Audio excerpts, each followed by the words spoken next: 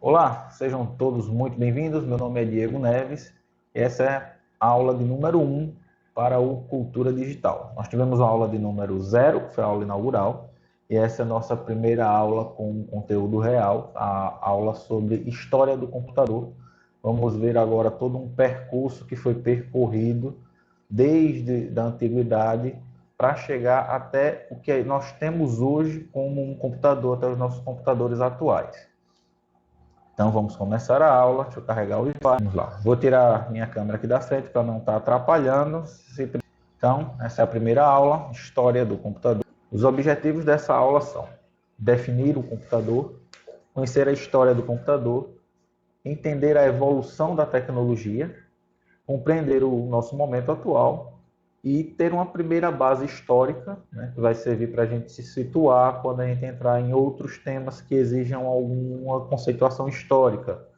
Quando a gente for entrar em sistemas operacionais, né, entender o Windows, entender o Linux, ver um pouco da história de cada um desses sistemas, como surgiu. Essa primeira aula agora já vai servir como uma base histórica.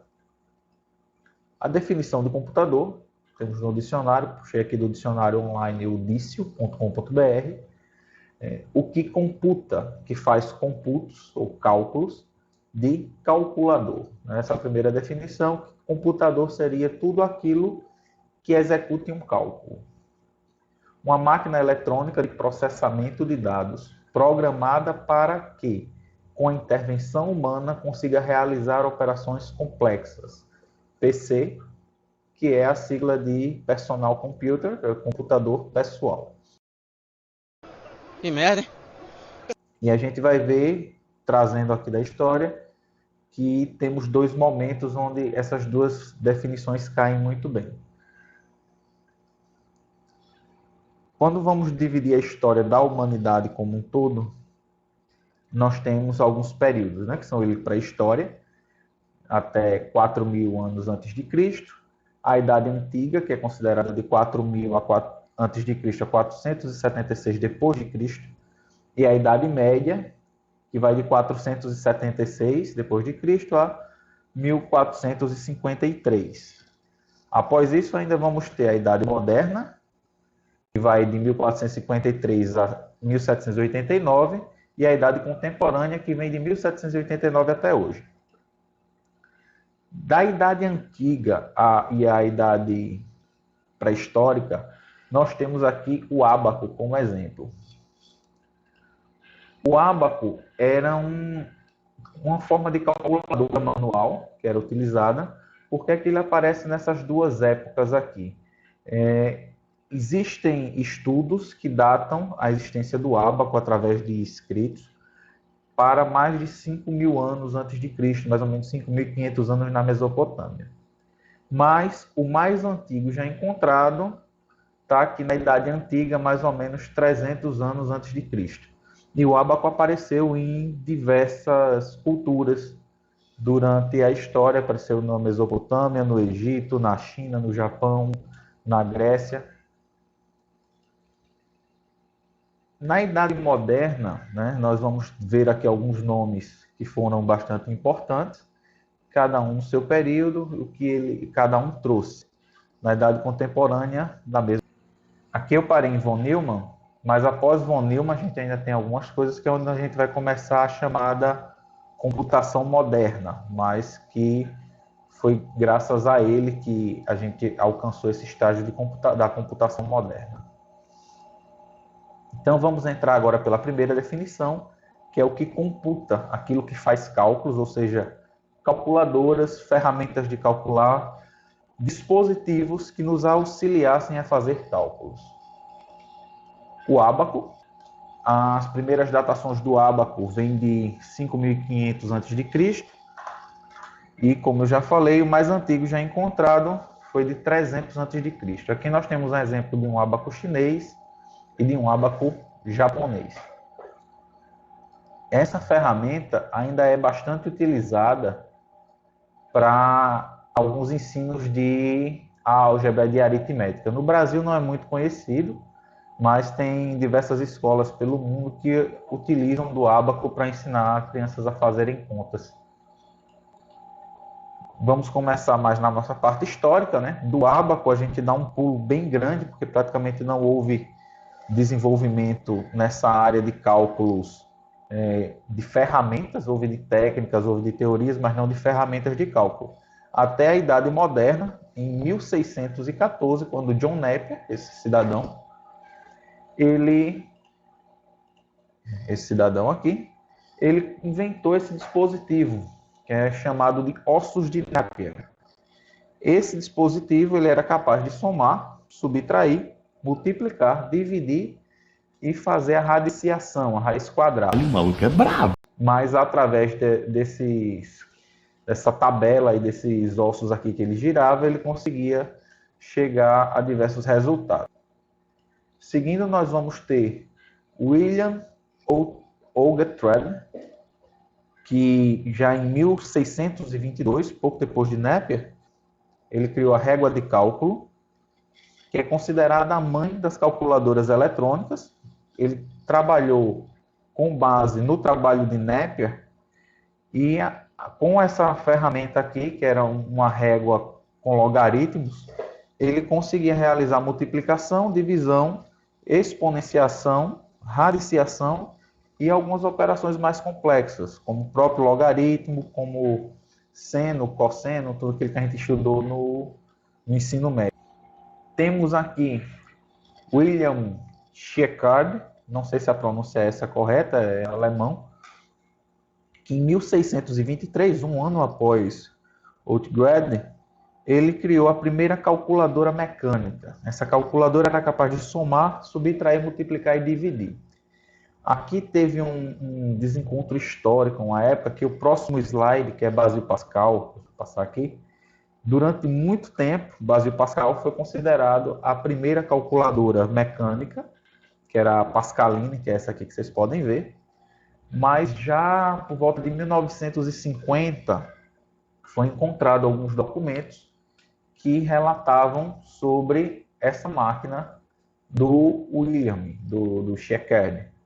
O que é que ocorreu? Que essa máquina havia sido perdida e depois, quando eles acharam os documentos provando que a máquina havia existido, conseguiram inclusive fazer uma réplica, que é aquela que estava lá na foto, e foi passado Pascal para segundo, né? Que até então ele era tido como a primeira calculadora.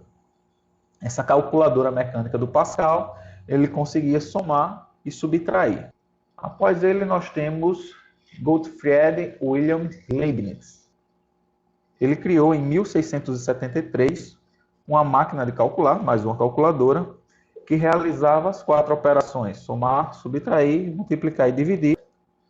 Após ele, nós vamos ter aqui um grande avanço com Joseph Maria Jacquard, que criou um TA programável em 1801, um TA automático, que ele lia cartões perfurados e modificava a forma que ele tecia aquele tecido. Ele era programável. O porquê que isso é um avanço até essa época? Porque até então as calculadoras, né, as máquinas de calcular, elas podiam fazer as operações que já eram pré-determinadas. E aqui você passou a ter uma máquina que, através de um cartão com furos, mudava a programação dela, mudava a função que ela iria executar. Ela sempre iria tecer, mas ela tecia de formas diferentes. A gente já está chegando perto daquela segunda definição de computador, onde tem lá a palavrinha programável. E isso aqui foi bem interessante para a época. Após ele, nós temos Charles Babbage. Acho que eu escrevi o nome errado, tá? Babbage aqui tem um A. Vou corrigir no PDF para vocês.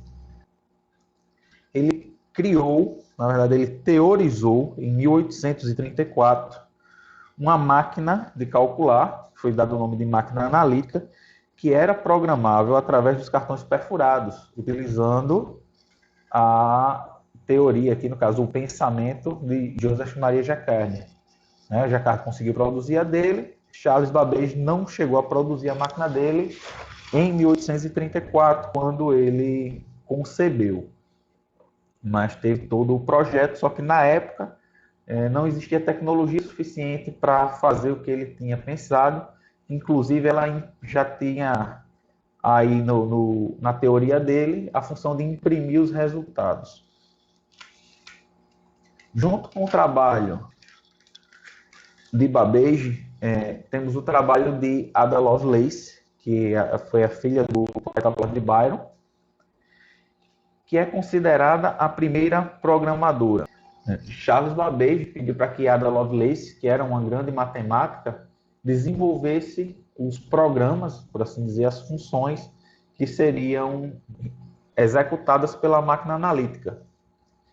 E a Ada Lovelace assim o fez. Existem documentos com os algoritmos que ela desenvolveu, inclusive desenvolveu teorias de programação até hoje utilizadas, como reutilização de código, entre algumas outras coisas. Por isso ela é considerada a primeira programadora. E um ponto bem interessante é que ela programou sem ter uma máquina para a qual programar e sem existir uma linguagem de programação. Ela definiu os algoritmos sem existir uma linguagem própria para aquilo. Nosso próximo personagem histórico é George Boole. Podem observar que o nome do Boole aqui está em vermelho, diferente dos outros que estavam em azul, porque ele vai vir a ser realmente um marco, né? George Boole, em 1847, ele desenvolveu um sistema de representação de valores binário, né? Só continha 2 dígitos, zeros e uns. Foi o que deu origem à lógica booleana, que dá origem também, quando a gente vai estudar programação, quando você tem um dado que é verdadeiro ou falso, a gente diz que aquele é um dado booleano, também em referência a George Boole. E essa teoria dele é que permite a representação binária de tudo hoje. Tudo hoje num computador é binário e devemos isso a ele. Nosso próximo personagem é Hermann Ollerith. Ele desenvolveu uma máquina que, baseado nos conceitos de Babbage e de Jacquard, utilizava cartões programáveis, e ele desenvolveu essa máquina para ajudar no recenseamento dos Estados Unidos, né, para ajudar nas estatísticas. Deixa eu retornar aqui um pouco minha câmera. Até então, o censo dos Estados Unidos ele era realizado marcando X em alguns cartões, né? Tem as perguntas e o pessoal que ia fazer as perguntas ia marcando X. E através da teoria do Ollerith, né, dessa máquina que o Ollerith criou, eles passaram a levar um cartão perfurável e, dada a resposta, eles faziam um furo na resposta. Homem e mulher faziam furo, filhos, quantidade, faziam furo. E depois foi apenas inserir os cartões perfurados na máquina, na chamada tabuladora, que era o nome da máquina dele, e essa máquina lia e fazia a soma de todos os dados e elaborava as estatísticas. Isso reduziu bastante o tempo do censo dos Estados Unidos na época, em 1880. Tem algumas discordâncias quanto ao quanto reduziu. Alguns documentos dizem que foi 1 ano, alguns outros documentos dizem que foi 3 anos, o que antes eram 10 anos o censo. Então, realmente reduziu. O Ollerith, após essa máquina dele, que foi um sucesso, ele desenvolveu uma empresa, né, que foi chamada Tabulation Machine Company, que depois ele deixou de ser o chefe, né, foi passada para as mãos de outro executivo, e após a morte do Ollerith, ela mudou de nome, passou a ser a International Business Machine, que é mundialmente conhecida, IBM, que é muito famosa na história dos computadores. A gente ainda vai ouvir falar bastante da IBM. Nosso próximo personagem, Arthur Scherbius, ele foi um criptógrafo, desenvolveu uma máquina chamada Enigma, e essa máquina foi desenvolvida em 1918. É uma máquina que ela foi adaptada pelos nazistas para que usassem nas comunicações durante a Segunda Guerra Mundial. Deixa eu ver se a câmera está atrapalhando. Está um pouco na frente das imagens. Então, aqui essa é a Enigma completa.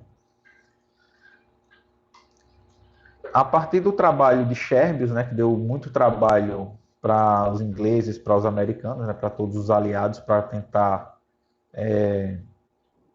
decifrar as mensagens que os nazistas trocavam entre si. veio o trabalho de alguns outros homens, entre eles Alan Turing, que desenvolveu a bomba eletromecânica, essa máquina aqui, muito difícil até de achar foto dela, né? Esse foi o Alan.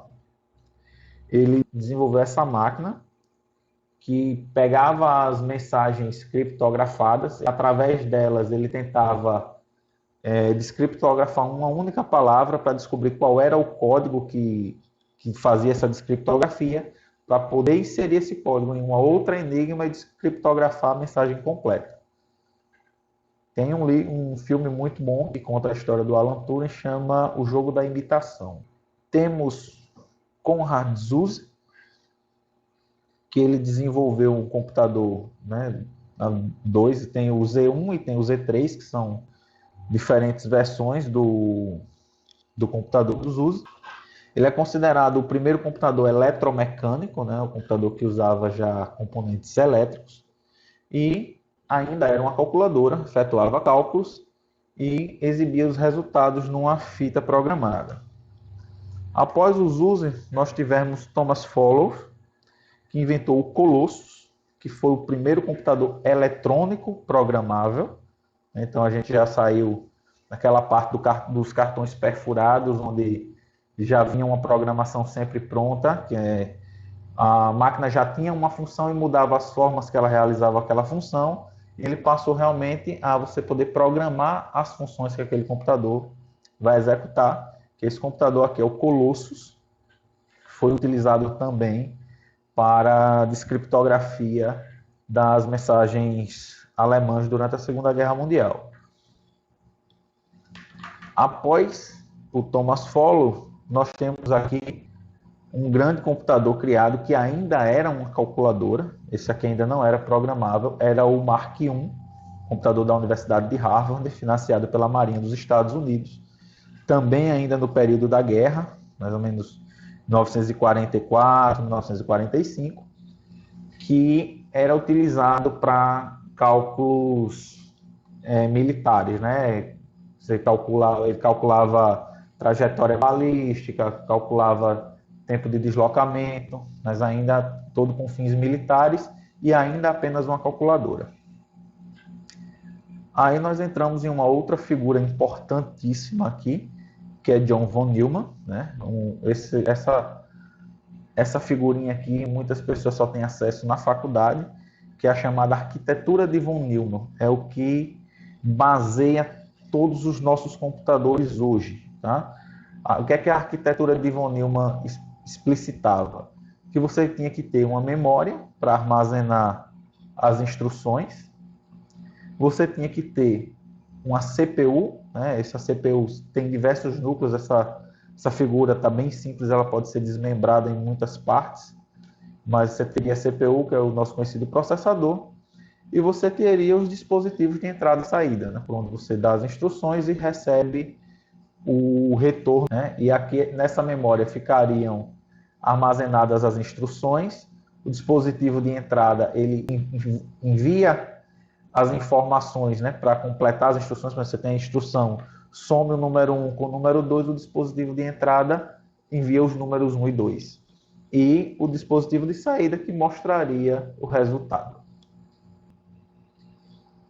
A partir daqui nós vamos entrar na segunda definição de computador, que é máquina eletrônica de processamento de dados, programada para que, com intervenção humana, consiga realizar operações complexas.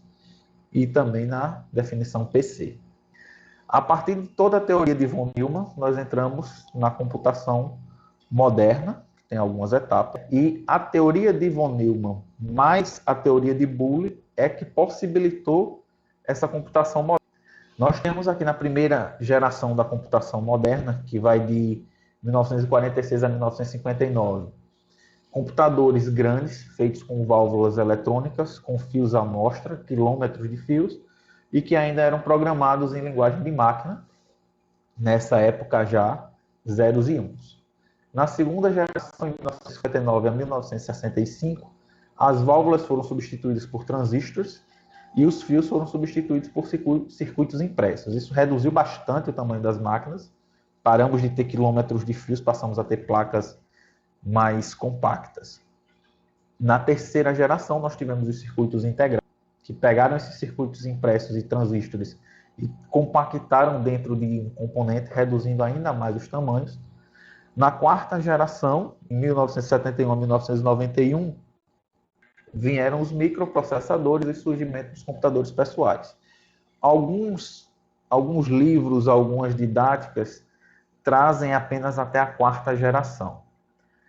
Como eu já achei a didática que trazia a quinta geração, e eu realmente gosto mais dessa que traz como a quinta geração, pela quantidade de evoluções que nós tivemos. Os computadores hoje não são os mesmos de 1991.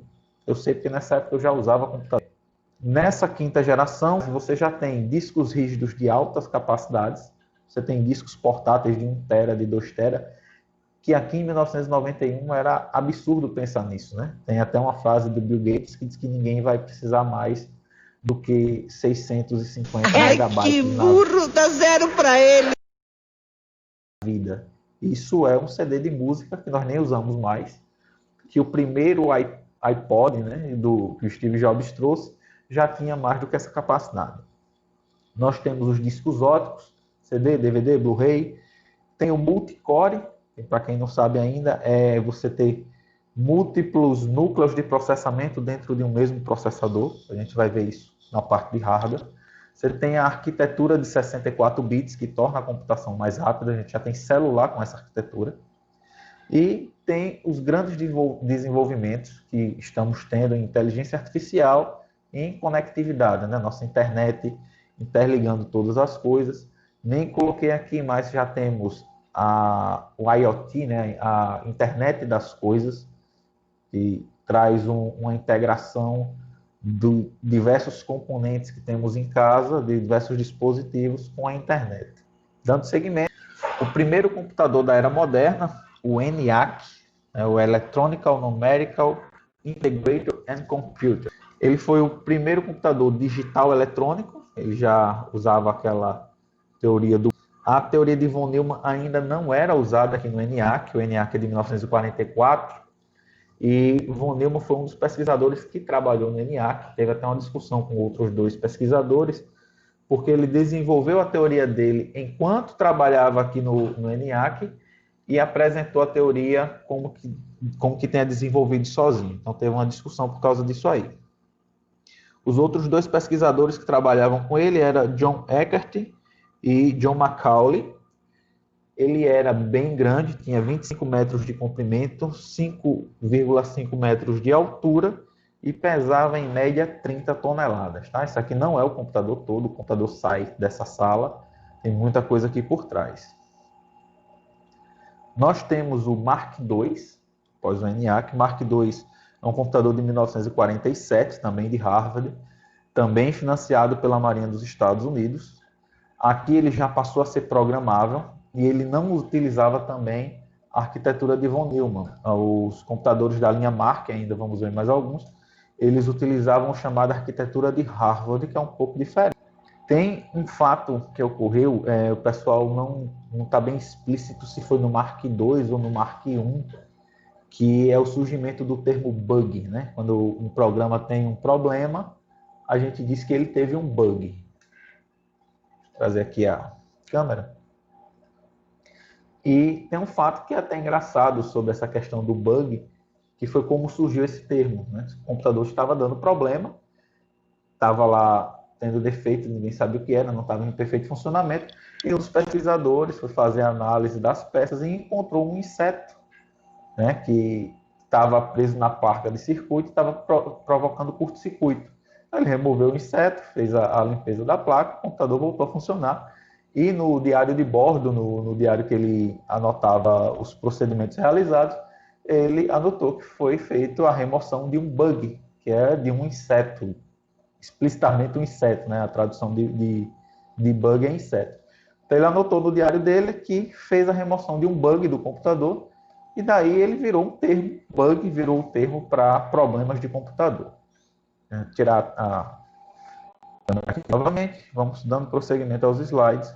Falta pouco, sei que é um pouquinho chato só slide.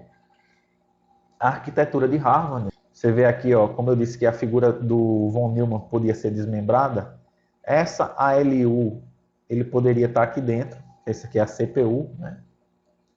Vou mudar aqui. Quer dizer que isso aqui é a CPU. E ela engloba isso aqui. Aquela CPU do von Neumann tem esse mesmo ALU e esse mesmo I/O aqui, que é a unidade de processamento lógico e a unidade de controle de entrada e saída, que é aquele que estava do ladinho, só explícito. O que é a diferença real da arquitetura de Harvard aqui? Ela traz dois dispositivos de memória. Ela traz a memória para armazenar as instruções e ela traz a memória para armazenar os dados. Então, é como se ele já tivesse colocado aí o HD e a memória RAM. Né? Hoje o von Neumann utiliza-se disso também, mas na próxima figura a gente vai ver um pouco da diferença dos dois. Né? Essa aqui seria a arquitetura de Harvard. E aqui a gente vê a diferença da arquitetura de Harvard para a de von Neumann. Tá? Como eu disse, aquele tudo da de Harvard foi aqui para dentro de CPU, já simplificou. Você tem a memória de programa, né, que é a memória das instruções, e a memória dos dados. E os dados entram na CPU e saem. Né? Você recebe dados, grava dados com os resultados do processamento dos dados que você recebeu. Na arquitetura de von Neumann, os dados, tá vendo? Ele faz o mesmo percurso, entra e sai na memória de dados, mas os dados eles passam pela memória do programa. Então, o que a arquitetura de von Neumann faz? Ele passa os dados para cá e esse dado retorna para cá, vem para cá para a CPU, para depois ele retornar essa gravação aqui. Na arquitetura de Harvard, não. Você tem essa comunicação direta e o dado vem e volta, depois de processado. Essa arquitetura de Harvard, ela é mais rápida do que a de von Neumann. Então, para supercomputadores, para computadores que precisam de cálculos extremamente rápidos, a arquitetura de Harvard seria mais utilizada. E aí nós temos o Mark III, que é uma evolução do Mark II, foi construído em 1949. Era um computador que eles chamavam de programa armazenado, né, onde você poderia armazenar os programas na própria memória de dados dele, no caso na memória de programas, né, usava a arquitetura de Harvard. Ele já não precisava pegar um dispositivo externo, tipo um cartão perfurado, e inserir o programa. Ele já podia gravar o programa dele e modificá-lo se preciso também. E nós temos o Mark IV, vocês veem como vai reduzindo, né? Nós temos o Mark IV, em 1952, ainda usava a arquitetura de Harvard, era uma evolução dos outros três modelos. E aqui acaba a primeira geração de computadores e vamos passando agora para a segunda geração, que tem o começo, né, com dois modelos, o IBM 7030, que é esse grandão aqui, que era um supercomputador, só que era bem alto, tá? Eu não achei uma figura com um humano próximo para a gente comparar, mas ele era bem grande. E esse que é considerado um mini computador, que é o PDP-8, que era já um computador, ainda não era caseiro, mas ele era de menores proporções. O IBM 7030 foi construído em 1961 pela IBM, aquela empresa que foi gerada lá a partir da empresa do Olerite. E o PDP-8 ele foi construído em 1965 pela Digital Equipment Corporation, da DSC. Vendeu mais do que esperavam na época, vendeu um total de 50 mil unidades ainda, que eles nem esperavam chegar a vender esses 50 mil. Acho que a estimativa deles era de menos de 10 mil, na verdade. Nós entramos aí na terceira geração de computadores, que vai de 1965 a 1971, e começamos novamente pela IBM, eu disse que a gente ia ver bastante ela, que foi o IBM 360/91. Aqui foi uma grande evolução, porque ele ainda não era modular no termo que se usa hoje, mas ele permitia que fosse customizado. Você não precisava ver, não existia só uma forma de vender essa máquina. Ela podia ser vendida como maior porte ou menor porte e variava os preços dependendo da necessidade de quem estava comprando. Essa máquina foi criada em 1967 e ela já trabalhava com unidades de armazenamento, como discos, fitas impressas, né, fita cassete, e ela também tinha impressora, ela podia imprimir os resultados dos cálculos que ela fazia. Ela permitia programação de CPU, então, além de você poder variar os dados que você inseria, você podia variar o trabalho que seria feito com aqueles dados. Antes de ver a próxima máquina, nós temos aqui mais um nome que é bem interessante, que é Gordon R. Moore, era um funcionário da Intel, e ele desenvolveu, por assim dizer, a chamada Lei de Moore. O que é que essa lei diz, né?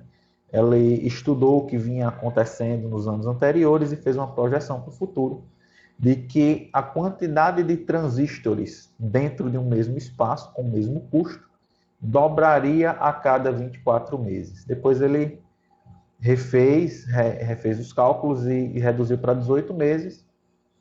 E a gente tem aqui no gráfico uma projeção, se fosse em 18 meses, né, o verdinho, se fosse em 24 meses é o azul, e o que foi realizado pela Intel em vermelho. Então ele chegou bem perto na projeção dele, né, de concluir, e essa projeção ainda perdura e ainda muitos discutem o quando essa lei de Moore será quebrada, ou para menos ou para enquanto se alguém vai pular muito para cima ou se alguém vai cair muito, como a gente vê aqui nos pontinhos amarelos, ó, alguns chegaram acima, ficaram mais próximos ao de 18 meses, ultrapassando o de 24 meses. Pode ser que a gente tenha uma quebra grande nisso aqui com a computação quântica, né, que já está sendo estudada, ainda muito longe de se tornar popular, mas que ela pode dar um salto imenso aqui nessa quantidade de transistores, na verdade, na capacidade de processamento. Seguindo a nossa história, na quarta geração de computadores, nós temos o Altair 8800, né?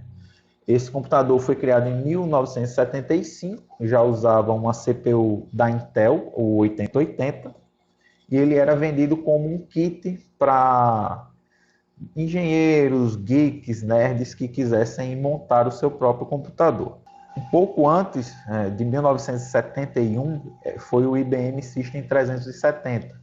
Esse computador ele foi o primeiro computador a ter a memória central inteiramente construída com uma tecnologia monolítica. Okay? Tudo dele foi construído em uma única placa, sem ter que ser diversos acoplamentos, como a gente tem hoje que foi o primeiro computador a utilizar esse conceito. Temos aqui dois computadores de épocas próximas. O Xerox Alto, de 1973, foi o primeiro computador a usar mouse, né? Foi quem inventou o mouse, foi a Xerox, e tem uma interface gráfica. E temos o Apple I, o Apple I, que foi o primeiro computador pessoal, considerado o primeiro computador a ter um monitor, apesar que o Xerox Alto já tinha, tá vendo? Só que o Apple I ele era vendido para as massas, também como um kit de montagem, o pessoal ia comprando e fazendo a montagem em casa. Aí a Apple começou, né, a sua evolução, que tanto conhecemos hoje, lançou o Apple II, que já vinha com o monitor integrado, já não era mais um kit para geeks montarem em casa, já podia ser comprado e simplesmente ligado em casa, não precisava ser montado peça por peça. Em 1981, a IBM lançou o IBM PC. Esse computador foi o que veio a receber o sistema operacional da Microsoft, o DOS, né, onde a Microsoft começou a fazer a fortuna e o nome que tem hoje. Esse computador ele é basilar, né, por isso que ele está em vermelho aqui também, para a arquitetura de computadores como conhecemos hoje, placa-mãe, fonte, memória, muitas coisas a gente ainda chama o PC atual, o computador atual, de padrão IBM PC. Após isso, nós tivemos mais dois computadores da da Apple, né? Tivemos o Lisa e o Macintosh. O Lisa foi produzido em 1983 e o Macintosh em 1984. São considerados o primeiro computador com interface gráfica e mouse, mas ele pegou isso do Xerox Alto. Pode-se dizer que literalmente ele roubou isso do Xerox Alto. Ele foi visitar a Xerox, viu a tecnologia e reproduziu. Essa história, não posso dizer bem contada, mas é uma história relatada num filme chamado Piratas do Vale do Silício, onde a Apple vai lá e pega a interface gráfica da Xerox em Palo Alto, e o Bill Gates vem e pega a interface gráfica da Apple e faz. Após isso, nós temos aqui uma comparação, né, que é o Macintosh, em 1984, e o iMac hoje, né, são da mesma empresa. A gente vê como mudou as coisas, né? Você já tem teclado e mouse sem fio, a largura da tela é bem menor, o tamanho, a capacidade. Uau! E nós temos a quinta geração, que é de 1991 até hoje, que é a atualidade.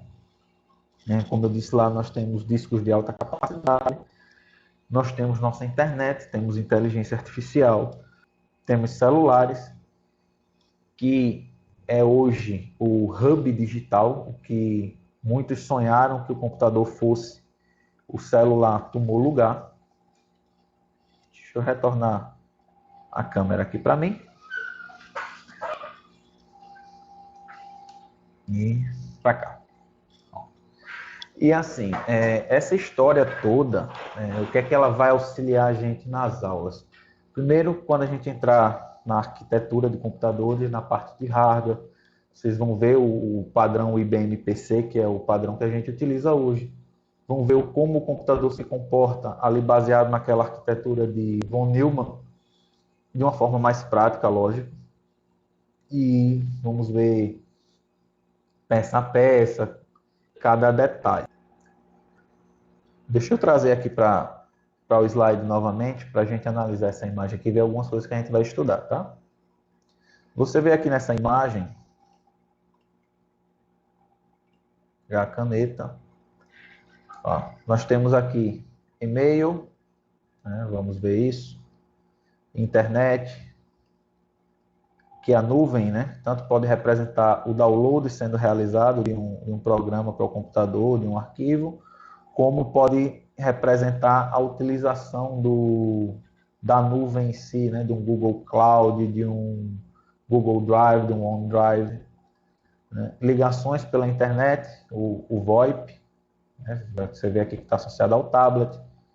Contatos, esses contatos a gente hoje tem diversas formas, o WhatsApp, a gente tem própria ligação telefônica, que no nosso meio, para a gente a telefonia é uma coisa mais bruta, mas ela hoje, nos grandes centros, já é toda digital. Essa parte aqui, né, de telefonia em si, a gente não vai ver. Você pode até pensar em ver alguma coisa de VoIP, como é que funciona. Os e-commerces, né? Isso aqui a gente vai ver na parte de segurança eletrônica, o que é que a gente deve cuidar, né? Isso aqui está associado também a firewall, antivírus, que vai estar relacionado diretamente a essa parte que a gente vai estudar de e-commerce e segurança. Bom, essa foi a aula de hoje, né? A parte de história. É uma parte que eu gosto muito, acho muito interessante, mas é bem maçante, é bem chatinha. Vamos tentar ter aulas menores, mais pontuais. Ainda teremos uma aula antes de começar a parte prática, que vai ser a aula de conceitos gerais, onde a gente vai estar abordando alguns termos, alguns temas, para inserir vocês dentro dos termos que a gente vai utilizar, tá?